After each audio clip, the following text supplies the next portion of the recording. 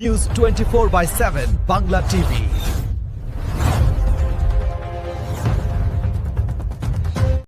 JS college of engineering ক্যাম্পাসে আয়োজিত JIS education expo গত 10 জুলাই কল্যাণী সফলভাবে সম্পন্ন হলো। জেআইএস গ্রুপ এডুকেশনাল বৃহৎ শিক্ষা মেলার উদ্বোধন করেন কল্যাণী বিধানসভা কেন্দ্রের বিধায়ক শ্রী অনুপম বিশ্বাস। রামকৃষ্ণ মিশন কল্যাণী সম্পাদক স্বামী দুর্গানাথ জি মহারাজ, জেএস কলেজ ইঞ্জিনিয়ারিংয়ের অধ্যক্ষ পার্থ সরকার। এই শিক্ষা মেলার উচ্চশিক্ষার ভবিষ্যতের কর্মজীবন সম্পর্কে অভিব্যক্তির সিদ্ধান্ত গ্রহণ করে এক গুরুত্বপূর্ণ প্ল্যাটফর্ম হয়ে ওঠে। অনুষ্ঠান হলো সাধারণ মানুষের কি বার্তা এখান থেকে শিক্ষা প্রতিষ্ঠানে তারা পাস করে আগামী দিনে আমি বা আমাদের সরকার, ডাবল ইঞ্জিন সরকার, আগামী দিনে যারা পড়াশোনা করে বের হবে, আশা করি কোনো ছাত্রছাত্রী বেকার থাকবে না। আমাদের সরকার এবং কেন্দ্রীয় সরকার বলে দিছে, এবং কোনো দুর্নীতি হবে না। দুর্নীতি মুক্ত পশ্চিমবঙ্গ এবং ভারতবাসী সেই শিক্ষা, প্রকৃত শিক্ষার্থী যারা, তারা চাকরি পাবে নিশ্চিত।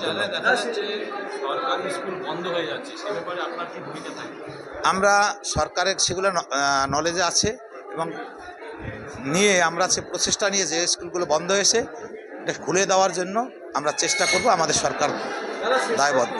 কল্যাণী বিধানসভায় এতগুলো প্রাইভেট কলেজ রয়েছে, সেটা তার মধ্যে জেআইএস ইঞ্জিনিয়ারিং কলেজে এসে আপনার কেমন লাগে? আমাকে সমস্ত জায়গায় গেছি, সমস্ত কলেজ, বিশ্ববিদ্যালয়, সব জায়গায় সরকারি কলেজ আমাকে ডেকেছে, আমি গিয়েছি। জেআইএস কলেজে এসে ভালো লাগছে।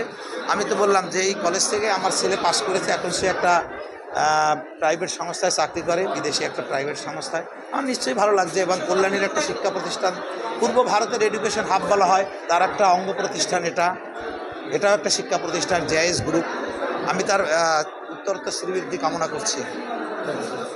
প্রতিনিধি হিসাবে আমি বিভিন্ন শিক্ষা প্রতিষ্ঠানে গেছি। কল্যাণী এমন কোনো শিক্ষা প্রতিষ্ঠান নেই যেখানে তারা আমাকে ডাকেনি। এটা আমাদের একটা কালচার হয়ে গেছে যে নতুন সরকার দেখাচ্ছে যে সরকার শিক্ষার্থীদের এবং শিক্ষা প্রতিষ্ঠানের পাশে আছে। আমরা কোনো দুর্নীতিকে প্রশ্রয় দেবো না এবং আইন অনুযায়ী সব জায়গায় চলবে, সেই আশ্বাস আপনাদের। ছোটো ছোটো বাচ্চাদের কীভাবে শুভেচ্ছা জানাবেন? আগামী দিনে তারাই তো দেশ বা রাজ্য পরিচালনা করবে, বড় বড় অফিসার হবে, তারা আমলা হবে, বিসিএস, ডাব্লিউবিসিএস, আইএস, আইপিএস হবে। তাদের প্রজন্ম এবং আমাদের দেখুন আইটি সেক্টর যেভাবে চলছে, অন্যান্য যে শিক্ষা প্রতিষ্ঠানগুলো চলছে, এই প্রজন্মই তো ভবিষ্যতে আমাদের পথ দেখাবে। তাই আমি সকলের কাছে, ছাত্রদের কাছে, অভিভাবকদের কাছে, টিচারদের কাছে করবো, তাদের প্রকৃত ইতিহাস এবং শিক্ষা দিয়ে উপযুক্ত করে গড়ে তুলবে, তার ভারতবর্ষকে তার আগামী দিনে পথ দেখায়। এইটুকুই আমার। उसके बारे में क्या बोलना चाहते हैं? आज हम लोग ने जेएस ग्रुप का ही छोटा इनिशिएटिव स्टार्ट हुआ था 3 साल पहले, जेएस एक्सपो। उसका कल्याणी एडिशन चल रहा है। तो जो ऑब्जेक्टिव बिहाइंड एक्सपो था कि जो क्लास 10 के बच्चे हैं, क्लास 12 के बच्चे हैं, टॉपर्स हैं, उनको बुलाया जाता है, उनके पेरेंट्स को बुलाया जाता है, उनके स्कूल के मेंटर को बुलाया जाता है। जो आप सबको मालूम है, बोर्ड एग्ज़ाम आज सबके इम्पोर्टेंट एग्ज़ाम होता है एक बच्चे के लिए, सबसे डिफिकल्ट एग्ज़ाम होता है कि आप मेहनत करती है, 10-15 साल मेहनत लगती है। तो हम लोग एग्ज़ाम के बाद उनको करेक्ट गाइडेंस दिया जाए, क्या हो रहा है एजुकेशन सेक्टर में, वर्ल्ड में क्या हो रहा है, क्या नई टेक्नोलॉजी आ रही है, क्या नया एजुकेशन आ रहा है, 2030 में इंडिया का विजन क्या है, 2040 में इंडिया का विजन क्या है।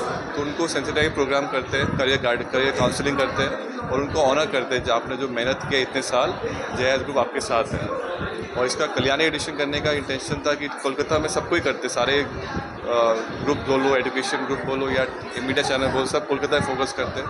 हम लोग का इंटेंशन है डिस्ट्रिक्ट लेवल में जाके उनके बच्चे को भी एक्सपोज करें सेम नॉलेज के साथ। आज कितना स्कूल के साथ ये आप लोगों का? हमारे आज का एक्सपेक्टेड है 1000 से ज़्यादा बच्चे आएंगे with teachers and parents included.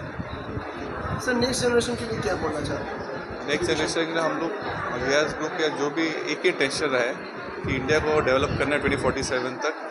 ये यूथ ही आगे लेके जाएगा इंडिया को, बंगाल को और इंडिया को।